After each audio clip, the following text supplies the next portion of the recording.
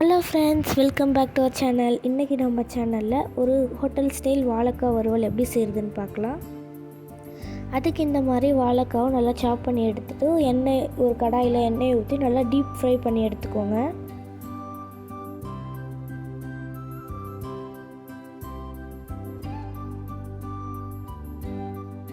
இப்போ பாருங்கள், அது நல்லா டீப் ஃப்ரை ஆகி அந்த வாழைக்காய் எண்ணெயிலே வந்துருச்சு. இப்போ இதை ஒரு பிளேட்டில் மாற்றிக்கலாம்.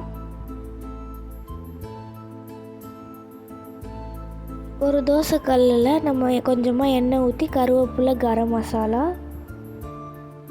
தேவையான அளவுக்கு உப்பு ஆட் பண்ணிக்கலாம். நான் கல் உப்பு ஆட் பண்ணியிருக்கேன், நீங்கள் தூள் உப்பு கூட ஆட் பண்ணிக்கலாம். அப்புறமா கொஞ்சமாக மிளகாத்தூள் காரத்துக்கு ஏற்ற மாதிரி போட்டுட்டு நல்லா மிக்ஸ் பண்ணிக்கோங்க.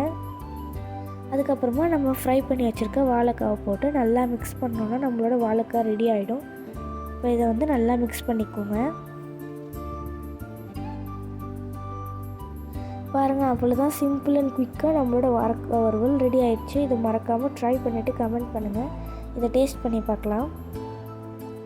இது சாம்பார் ரைஸ் எல்லாத்துக்குமே செம்மையாக இருக்கும். இதை மறக்காமல் ட்ரை பண்ணி பாருங்கள். இந்த வீடியோ உங்களுக்கு பிடிச்சா லைக் பண்ணி, ஷேர் பண்ணி, சப்ஸ்கிரைப் பண்ணுங்கள். Bye friends.